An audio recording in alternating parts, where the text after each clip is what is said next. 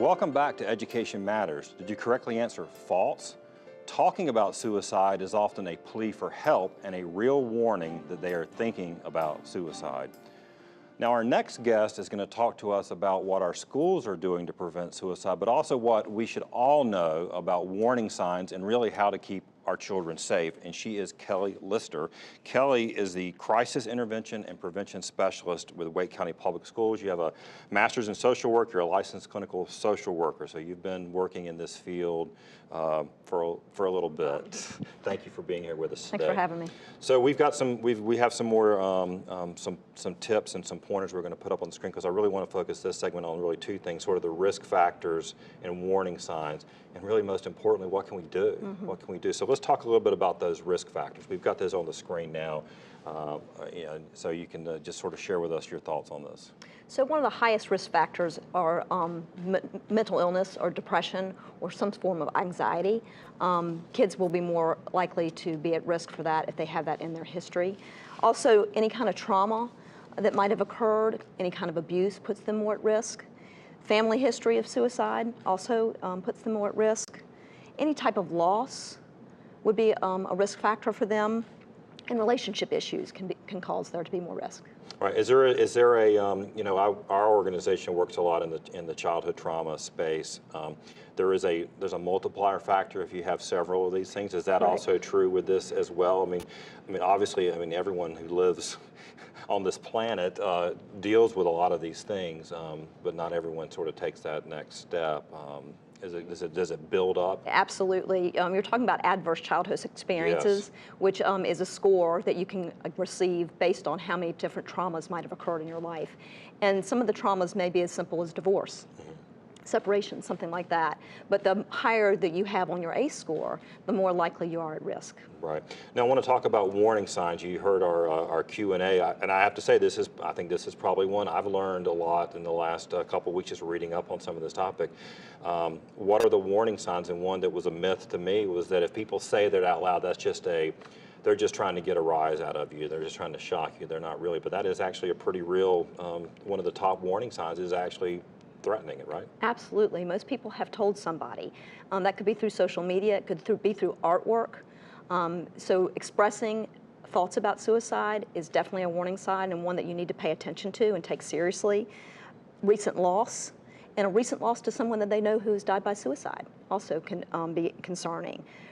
Previous attempts would also indicate that they're reaching out for help and asking for help. And when people reach out and ask for help, we need to jump on that. Right. And make sure that we follow through on anything that they're saying. In the schools, we teach everybody to look at that and take that seriously. Changes in personality can also be something you need to pay attention to. That could be sleep, academics, any kind of eating habits. If you see a real change in personality. Yeah, we're showing some of these up on the screen now. We've got a couple of slides on that, but, drops in school performance. Self-injury is one. That's something that, again, as a parent, became aware of that those things happen. Cutting. And self-injury does not necessarily equal somebody to be at risk for suicide, but Correct. It does increase the risk for sure.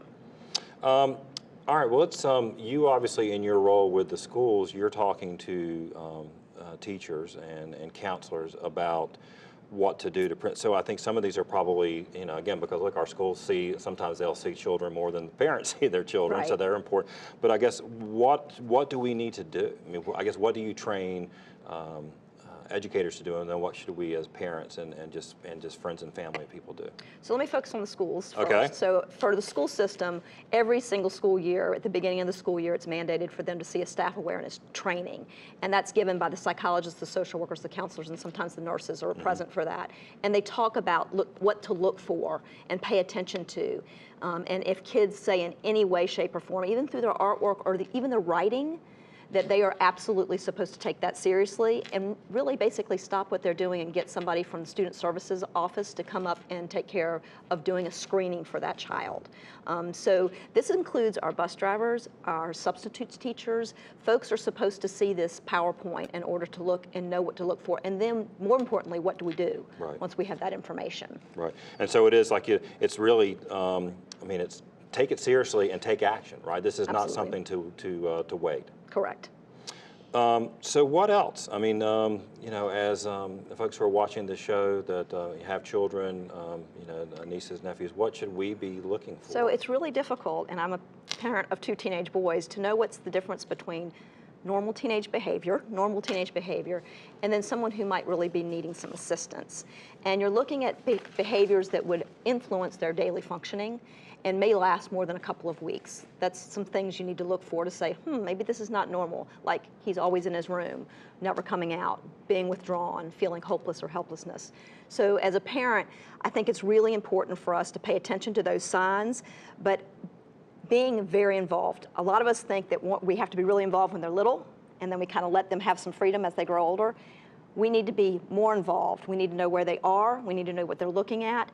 That social media is a big part of kids being absolutely immersed in watching what's on their phone. And so having time at night where that phone is not, they don't have access to that, where they have some downtime. So paying attention to their history on their phone, knowing who their friends are, what their grades are, and providing structure.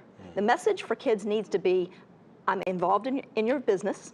It's my job to be involved. I'm not supposed to be your friend. I'm supposed to be your parent. Right. And I want to be involved in what you're doing, because that message is that you care enough to know where I am. So providing structure and letting kids know that parents are in charge is really important. And you know, so like I said, I've got a teen, you've got a teen, that's not always welcomed. No, it's not. And I think we walk this fine line of wanting to have our kids like us, but the more important thing is to keep them safe and to know what they're doing and what they're involved with. So be more involved with them. What do you think's changed? I mean, these numbers have jumped up.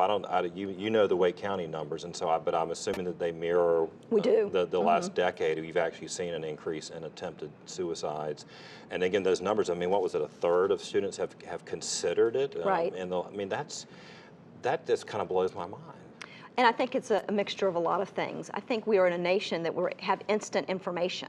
So a lot of things are right at your fingertips. So if a child is contemplating hurting themselves, all they have to do is Google self-injury, and they have lots of information right in front of them. So I think this immediate information that they have, I think anxiety and stress have risen as well, which of course we know that suicide is not necessarily inherited, but mental health is. Right. So when we have an increase of depression and anxiety, and I would certainly say anxiety is moving up, then we're going to have an increase of suicide as well. So what was stated earlier, it's really important for us to make sure we have enough mental health people to take care of folks who are in need.